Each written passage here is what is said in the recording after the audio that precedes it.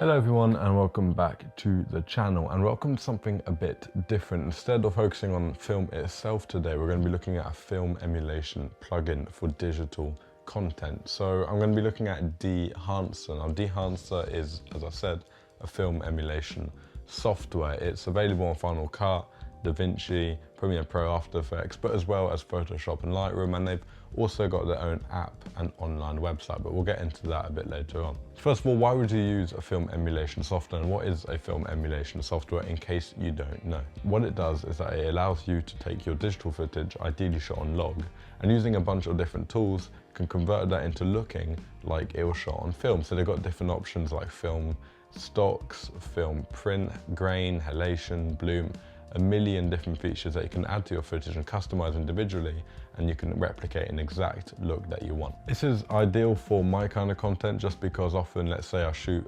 pictures on Kodak Ultramax, or when I got B-roll or footage of me taking the pictures, I've always wanted to try and match that to the pictures that I'm actually taking, and being able to choose the film stock, so Ultramax 400, and add it straight to my video and then customize each clip to make them look like the picture is just a really cool tool for me. I will say Dehancer did contact me and we organized this video together, so this is a partnership. However, I'm not at all paid and I can say what I want about the software. They just gave me the software for free to try out, but I'm not being paid for anything that will be said in this video, and I will actually have a link in the description, and you can use my code SamuelBeer to get 10% off your order. It's already an affordable suite, so definitely consider using my code if you want to get an extra bargain. But first, I think why don't we go into Final Cut Pro and have a look at what it can do for your videos. So now we're in Final Cut, let's have a quick look at what the software actually looks like. So you import your clip, which is the clip they saw at the beginning here of my Polaroid camera. The reason that I used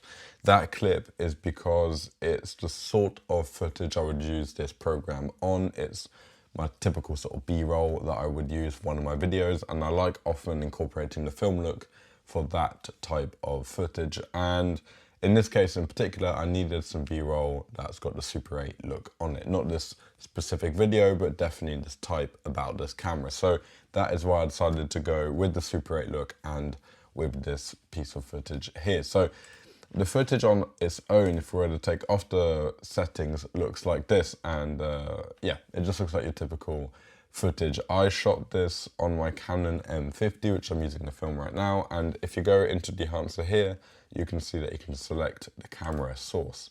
So you've got Rec 709 and all that, but you can choose your camera and then actually go into what I'd be using, which is Canon, and then the M50, which I wasn't expecting them to have, to be honest, but that is pretty cool. And then neutral is the format that I used when I shot the video. For the sake of this demonstration, what I'm going to do is actually deconstruct the footage. So I'm going to have all the effects on and then explain why I put them on, what they do, and all of that. So if we go down here, the first thing and the most important thing obviously is you can actually pick your film stock. This is basically going to be like a LUT that's going to be applied to your video, and this will give the overall look that you want. So they've got a big choice, as you can see here, and they've got everything from Agfa to Cinestill to Kodak to Fuji to Polaroid to lomography even. So you've got a mental choice of film stocks here that you can use. For this case, obviously, I'm going to be using a 500T Vision 3 by Kodak because that is what Super 8 is. So we'll put that onto our image here. And then this is one of my favorite features. You can actually push and pull your film. It's the same as the app when we do photos, which we'll go into later on, and the same when you use it in Lightroom, for example. But you can actually, as you can see, pull and push your film and it will change drastically the image. And I think that's a really, really cool feature. And I actually quite like the look. So for this shot in particular, I'm actually going to pull. Each one will have an enable switch at the bottom here. Now, a lot of the time they are turned off. Make sure you turn them on. I forgot at first to turn them on and I didn't realize why the effects weren't being loaded onto my video. Make sure that that is enabled. Then we've got Film Developer. This is actually really cool as well. It's basically what you'd expect. It's like you're developing your film. You can do things like contrast boost, gamma correction, color separation, color boost. I don't really play around with this too much, if I'm being honest, especially for something like Super 8. I want to keep it quite simple. So as you can see here, it's -4 contrast on the contrast boost. Other than that, I don't really touch those settings, but you can change a lot how your image looks like adjusting those settings. Another thing I really like is the print setting. As you can see here, they got linear, Signon film log, and then Fujifilm 3513 print film, Kodak 2383 print film, and then Kodak Endura glossy print. I like the Kodak print film. The Fuji, for me, if you look at the image here, it's very blue, it's very green, it's very Fuji looking, it's very realistic. But yeah, I think for obviously what I'm doing with using the Kodak Vision 3, I'm going to be using the print film on this one. Once again, you can change a bunch of settings within that one little setting, which is really amazing. You've got a lot of control with this software. Then you've got your color head. This is similar to adjusting the colors in the sort of post-production phase. If I turn this on, you can see I've made some small adjustments here with the blue and the yellows, the magenta and the greens, and it drastically changes the image. For this video in particular, I'm not going to be enabling this just because I want, as I said, a very simple, straight out the camera look. But this is a very powerful tool to adjust and manipulate the colors of your actual end product. Another super important one is obviously the film grain. Now, as you can see, you've got a wide choice of film grains you can use, from 8mm up to 65mm, and each one of those film sizes has 3 different ISO settings, 50, 250 and 500. So logically, you're probably thinking I should be using 8mm 500 ISO. The problem with that, I find that the grain is a bit too big for my liking in this setting, which is the look of Super 8. Super 8 is very grainy, the quality is not fantastic, so this is the realistic look. It's just a bit too grainy for what I want to do, and especially with things like the compression on YouTube, a big thick grain sometimes doesn't work that well, so I'm going to be going on 35mm and choosing their 500 ISO grain. And it's a lot thinner, it's a lot of a finer grain, and I think it looks better for this clip in particular. Two of my favorite settings here, the halation and the bloom. Now obviously Super 8 doesn't necessarily have a lot of halation if you don't take the ramjet layer off. I just think it adds to the look, it makes it look very nostalgic, and it makes the cinematic look that I want to get. So I've selected here 8mm Super 8 no ramjet. Now obviously you can go in all these settings. You've got Super 16 no ramjet, Super 35 and 70mm no ramjet. And for example, if I take 35, you get a whole different effect, a bit more similar maybe to Cinestill. It's not as noticeable, it's a lot more natural looking if I'm being honest. However, I quite like the Super 8 ramjet look, so I'm going to be sticking with that. Same with the bloom. If I turn it on and off, you can see it mainly pushes the highlights a lot, especially where the halation is. So it just sort of, for me, helps boost that halation a bit, makes it look a bit more natural and rounded. And yeah, it's just a nice little touch. Once again, maybe not the most realistic feature for this exact piece of footage and the look that I'm going for. However, I just think it looks quite nice. Film damage is obviously a very important one. This is all your hairs, all your little scratches in the film, everything like that, your dust, and it's very realistic with Dehancer, I will say that. I wish maybe you could slightly adjust the parameters individually. You can do that with the photo app, which we'll go into later on. It's easier to do that with the photos. With the videos, it's sort of what you get, and it's very random. Each time you select it, it seems like the damage is completely different, which is very cool. But yeah, in this one in particular, obviously Super 8 is famous for its damage, famous for its dust and all that, so I'm going to keep that on for this one. And then the last settings I'm going to go over are the overscans. These are one of my favorite things. It's really hard, I find, to get a good overscan, especially Super 16 and Super 8mm. I can never find a really realistic one. If you watched my videos before, you see I like using them. I just never find a really good looking one. Thankfully, Dehancer's got quite a few. So obviously for this one, I'm going to use Super 8. It looks very good, but they've got a long list here, standard 16. They've got a Super 16 here, as you can see, and all the way up to Ultra Panavision 65mm. They're all really cool. I'm going to be sticking with Super 8. That's just the look I'm going for. Once again, you can select a bunch of different settings here, exposure, scale, lens zoom. You can offset it and all that, which I think is very cool. And then finally, we've got our vignette here, which I don't really use a lot, but it does actually, I think, help create a more realistic image. If I turn it on here, as you can see, once again, it's all subjective, it's all personal opinion. I'm going to turn it off for this clip. However, I do think it looks very good. So there you go.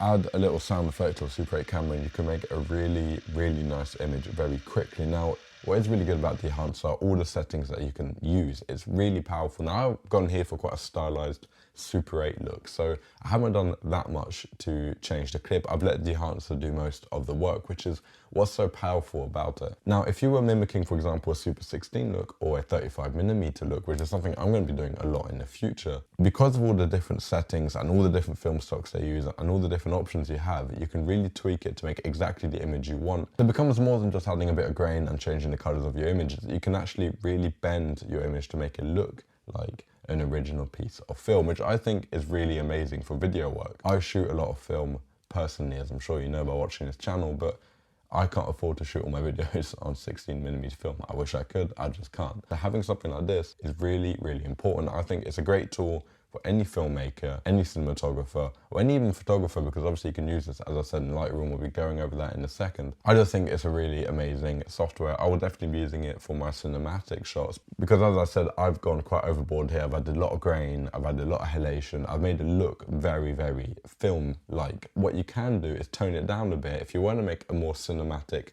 film look. So without all the heavy grain, without the halation, just some nice warm film colors and a slight bit of grain, you can really change the look of your standard piece of video that is shot on digital and make it look very warm and cinematic and nostalgic, and just create that film look that everyone loves. It's a really cool piece of gear that I'm very excited to use in the future. So we are back now here, and we're going to have a look at the app. So you load up the app. It's a very simple app to use, and you select the photo you want. So I'm going to be using this picture here for this test. It was taken in the south of France in Béziers on my iPhone 13. It's a picture I quite like. It's just this kid standing under a French flag, which was covering his head. I just thought it made quite a nice composition. During that trip, which I've made a whole video about, I was shooting on Ultramax and on Kodak Ektar, but I never got to shoot this scene on film at all. So I thought, why don't we add some Ultramax 400 effects to this photo and see how closely we can get it to looking like film. So once your photo is loaded, right off the bat, you'll see some film effects being added to it. Here we've got Odox Color Implosion 100. So